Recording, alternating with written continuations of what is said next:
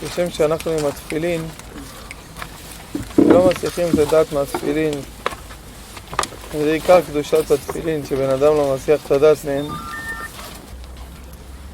הכהן הגדול שנכנס בקודש הקודשים והיסח הדעת גורם למיתה.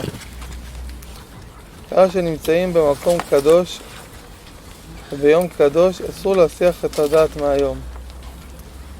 שביום חורבן בית המקדש, ביום הזה אסור להסיח את הדעת מהאבלות ומחורבן בית המקדש.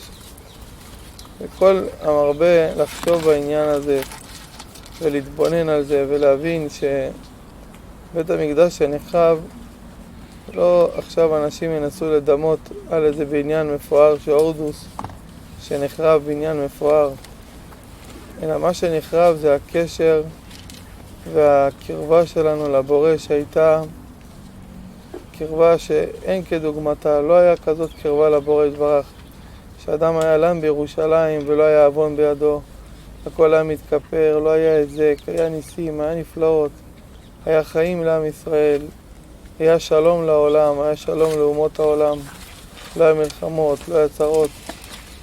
וכמובן ככל שנשלמה המלאכה בבית ראשון, ואחרי שכבר נחרב לנו בית ראשון והייתה גלות, אז גם בית שני הוא לא היה באותה מדרגה של בית ראשון. אז כשנחרב כבר בית ראשון, אנחנו כבר מצפים לבית שלישי, כי הבית השלישי והבית הראשון זה יהיה אותו בחינה.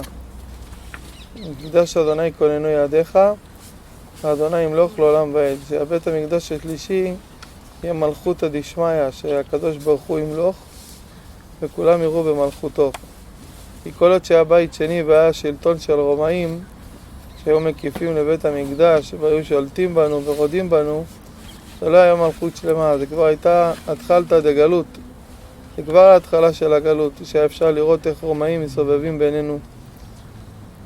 ומה שאנחנו צריכים לתת את הדעת זה להבין שהבית המקדש נמצא בלב. בית המקדש נמצא בלב של כל אחד. כל אחד מאיתנו מלא במועקות, מלא בחסרונות, מלא בבעיות, מלא בצרות. כל אחד יש את האיסורים שלו, את הצרות שלו, את הבעיות שלו. בית המקדש זה השורש והמקור של כל הצרות, של כל האיסורים, כל העוונות, כל הפשעים. הכל נובע מחורבן בית המקדש. כשבן אדם מבכה על בית המקדש, כשבן אדם מבקש על זה, וכמו שאמרתי, הסברתי אתמול, שזה לא עיקר להראות פנים רק בתשעה באב, זה עיקר להיות כל השנה בנקודת חצות, לבכות על חורבן בית המקדש, ולהיות כל השנה בעסק הזה. כי מי שמתפעל מזה רק יום אחד בשנה, אז זה מראה על גודל הריחוק שלו מהתכלית, שעבודת השם שלו היא לא בתכלית, שהוא לא חושב על זה בכלל. אבל העיקר זה להיות כל השנה סביב העסק הזה, וכל מצווה שמקיימים לכבוד השם, וכל תורה שלומדים, לוק משכינתא מעפרא לעילוי שכינת עוזנו, להעלות את השכינה הקדושה, לעשות לשם שמיים, לעשות שיבנה בית המקדש, לבקש מהשם. ככל שהדעת תהיה גדולה יותר, העולם יבינו מה איבדנו יותר. לכן כמו שתינוק קטן לא יכול להבין מה זה עניין בית המקדש, ככה גם העולם לא יכולים להבין מה נחרב לנו. ברגע שחושבים שזה היה, זה דבר שהיה, ולא מבינים שעד היום בית המקדש נראה בעיניים גשמיות ממש, אפשר ללכת לראות בית המקדש עומד, ואת האש ואת כל הניסים והכל איך קיים וכל מה שהיה, אבל היום יש רק שאגות של אריה, ויש שריפה, ויש כל סוסים ופרסאות סוסים, ואת כל החיל של הרומאים, ואת החרבות, ואת הצעקות, ואת הדם שניגר. כל זה עד היום הולך ועומד. הרשימו לא יסתלק מירושלים. שמי שזך, אם יקחו אדם זך מאוד, הם ירגישו את אותו דבר, כאילו עדיין הרשימו הזה עומד. לא יסתלק הרשימו הזה מעל בית המקדש. הרשימו הזה עדיין עומד. אותם קולות של סוסים, אותם חניתות וחרבות וחץ וקשת, וכל הכלי מלחמה שזרקו לכבוש את ירושלים, וזה כאב גדול מאוד, שהייתה צריכה שכינה קדושה להסתלק. הייתה אומרת, הווה שלום בית עמי, הווה שלום בית מקדשי, הווה שלום מחלי, ועלתה ונסתלקה למקום למעלה למעלה, שנחרב בית המקדש, ונפרדה מכל הקטלים של קודש הקודשים, ונשקה לעזרה, ונפרדה מן הכהנים, והלכה למקום שהלכה, שצריך להשיב אותה. אנחנו כל יום בעסק התורה והתפילה שלנו צריכים להשיב את השכינה אל בית המקדש, להשיב את השכינה אל הבורא יתברך, להשיב את השכינה שיהיה ייחוד קודשא בריך הוא שכינתה, שיהיה להשם יתברך נחת רוח. כל יהודי הוא איבר מהשכינה, כל אחד מאיתנו ששב להשם מקרב את הגאולה. כל אחד, כל חלק שיש בכל אחד שעושה להשם נחת רוח, שמתפלל, שלומד, שנותן דעתו על התכלית ומבין בית המקדש שנחרב זה דעת שנחרבה. זה העיקר להבין שהדעת נחרבה, ואני צריך לקשר כל יום אני צריך לקשר את הדעת שלי אל הבית הזה, כי אל דעות אדוני ולא נתקלו עלילות. גדולת דעה, מה הכוונה גדולת דעה שניתנה בשתי אותיות? מה הכוונה? מה, בית המקדש זה דעה? איך בית המקדש זה דעת? מה יש בבית המקדש שכולם אומרים שנחרב וכולם נהיו כסילים ובורים? איפה זה נמשך? ואיפה נמשך החוכמה? החוכמה נמשכת מבית המקדש. ההערה שנמשך משם נמשכת לכל העולם. היופי נמשך משם לכל העולם. החן נמשך משם לכל העולם. אז כשנחרב בית המקדש, אז כל האור הזה ירד ונשפע לאומות העולם. כבר אין לו לאן לירד. ואנחנו צריכים לאסוף את האור הזה בחזרה על ידי האבלות ועל החורבן. כשאנחנו מצטערים על חורבן בית המקדש וצמים ומצטערים וכואב ועושים תיקון חצות בכל לילה, לאו דווקא ביום הזה לבכות. כל השנה צריך לבכות בנקודת חצות על בית המקדש, אפילו כמה רגעים לעשות תיקון חצות, לבקש על זה. אז אנחנו משיבים את כל הניצוצות שלקחו לנו אותם הגויים, שנפלו בין אומות העולם, את כל החן, את כל החשיבות, את כל החוכמה, את כל הפאר, את כל ההדר, כל השפע, ואנחנו משיבים אותו לעם ישראל.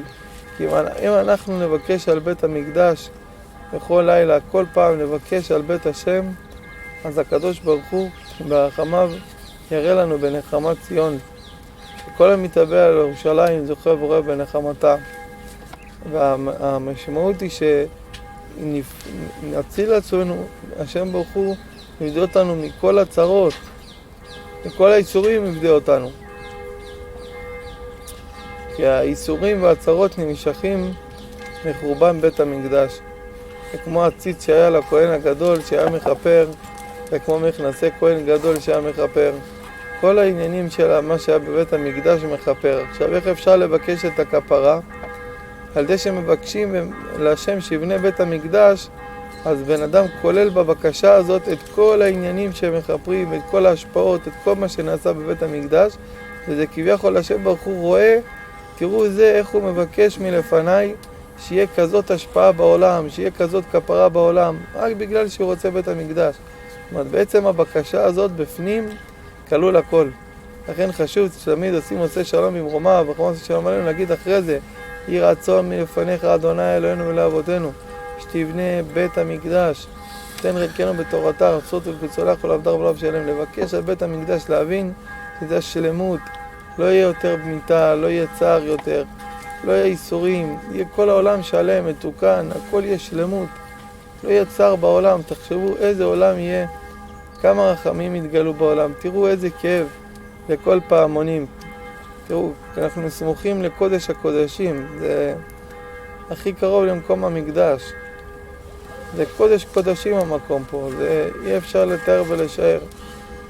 תראו איזה פחד, מה עושים על מקום ארץ הקודש שלנו, על העיר הקדושה שלנו, על מקום שלנו, נחלת אבותינו, שמים כאלו אחד שעושים את הצלצולים האלו.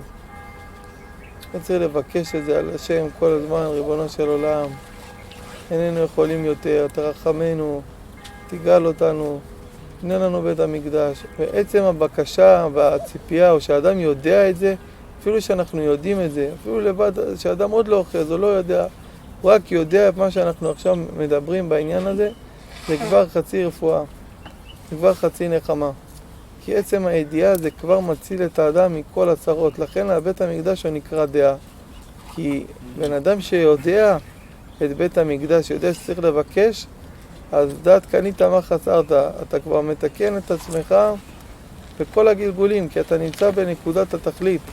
אדם עוסק בשביל זה, ולכבוד השם, וזו המטרה שלו, שיהיה לשם יתברך נחת רוח, שיבנה בית המקדש, לימוד תורה יהיה בנחת לפני השם, שיהיה לנו את בית המקדש, אז התורה יהיה לנו יותר יישוב הדעת, כל העולם יהיה להם יישוב הדעת ללמוד, יהיה להם נחת יותר בלימוד, יהיה שמחה בעולם, לא יהיה צרות יותר בעולם, יהיה כל שלווה ונחת לפני השם, נרגיש את קרבת השם, כולם יראו מה שהצדיקים מרגישים בגלות, כולם ירגישו בכל יום.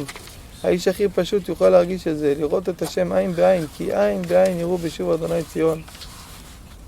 יהי רצון שאנחנו נזכה לזה, ולעשות לשם ברוך הוא נחת רוח, שיבנה בית המקדש. וכמו שאמרנו, העיקר זה כל השנה להתעסק סביב העניין הזה, ולא לבוא פעם בשנה ורק לחשוב. כל השנה צריך להיות סביב העסק הזה, ובפרט בנקודת חצות, שכל רגע וכל שנייה מיום תשעה באב מתנוצץ בכל לילה בנקודת חצות, בייחוד הזה שיש בין יעקב ללאה. אנחנו צריכים לבקש על רחל אמנו, כל מי שעוסק בפרט בתורה כל הלילה, ונותן לה כוח לעלות להתייחד עם יעקב, זה דבר עצום ונורא, אבל לפחות כמה שאפשר לחטוף מרגעים של התבוננות על הריחוק, על הגלות, על אורך הגלות, על הנקודה שלי, איפה אני עומד בעולם, איפה אני נמצא לפני השם בעולם, כמה התרחקתי מהשם, כמה אינני נתתי את הדעת על בית המקדש, לא הבנתי. עכשיו אדם אומר, באו, סיפרו לי על בית המקדש, סיפרו לי על תיקון חצות, והוא רוצה עכשיו מיד להתחזק בזה, זה קבלה טובה מאוד ועצומה מאוד.